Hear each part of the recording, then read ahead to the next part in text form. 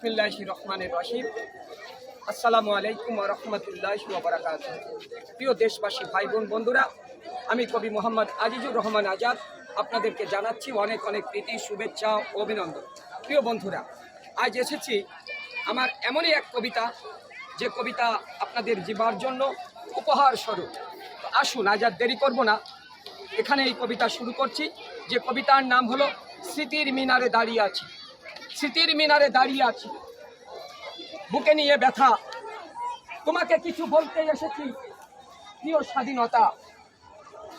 অশ্রুধরা মায়ের নয়নে, বোনের পরনে বিধবা শাড়ি, কি অপরাধ করেছিল আমার ভাই, লাশ হয়ে কেন ফিরে এলো বাড়ি।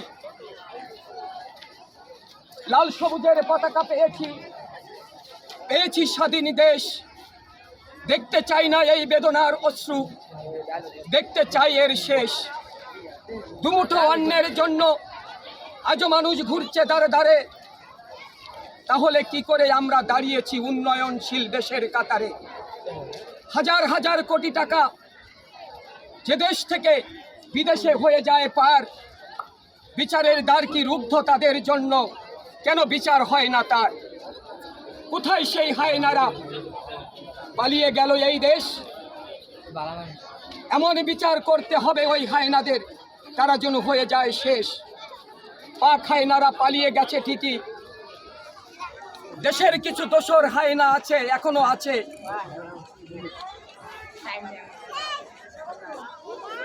এমন বিচার করতে হবে তাদের, তারা যেন হয়ে যায় সব শেষ।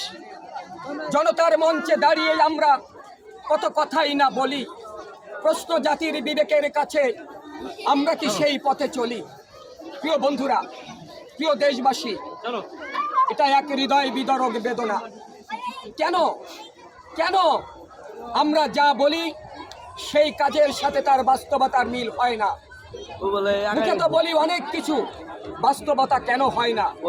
আমি একটি কথা বলবো আপনাদের জন্য, এদেশ আপনার, এদেশ আমার, এদেশ আমাদের সকলে।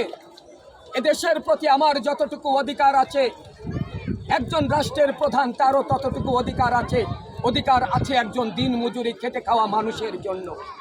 তাই আমি কবি আজিজুর রহমান আজাদ আপনাদেরকে বলছি, প্রিয় বন্ধুরা, ৩০ লক্ষ শহীদের রক্তের বিনিময় আমরা পেয়েছি ওই লাল সবুজের পতাকা, যার নিচে দাঁড়িয়ে নিজেকে গর্ব করে বলি আমি বাংলাদেশি, আমি স্বাধীন। আসুন না, সেই দেশটাকে এতটুকু ভালোবাসি। দেশ আমাকে কি দিয়েছে কথা কখনো ভাববো না, শুধু ভাববো আমি দেশকে কি দিয়ে যাচ্ছি, আগামী প্রজন্ম আমার কাছ থেকে কি পাবে। যদি এতটুকু ভাবতে পারি, দেশকে যদি এতটুকু ভালোবাসা দিতে পারি, তাতে এই দেশ আরও অনেক দূর এগিয়ে যাবে। এগিয়ে গেছে, আরও যাবে, যাচ্ছে, আরও যাবে। আসুন না, সব প্রতিহিংসাকে, সমস্ত প্রতিহিংসাকে দাফন করে দিয়ে শুধু একবার বলি এদেশ আমার, এদেশ আমাদের, তাহলেই আমরা পারবো ইনশাআল্লাহ। আজ এখানে বিদায় নিচ্ছি। সবাই ভালো থাকবেন, সুস্থ থাকবেন, এই আশা ব্যক্ত করে বিদায় নিব। যাবার আগে আপনাদের কাছে আমার ছোট্ট একটা অনুরোধ। প্রিয় বন্ধুরা, আমার একটা চ্যানেল আছে, আপনাদের কোটি কোটি মানুষের ভালোবাসা পেয়েছি।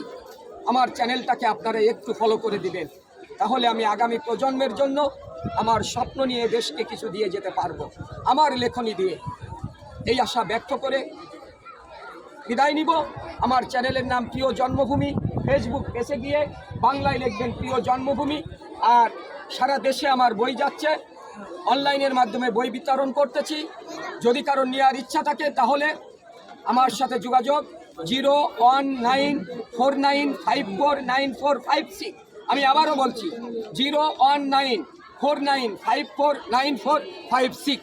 সবাই ভালো থাকবেন, সুস্থ থাকবেন। আসসালামু আলাইকুম ওয়া রাহমাতুল্লাহি ওয়া বারাকাতুহু।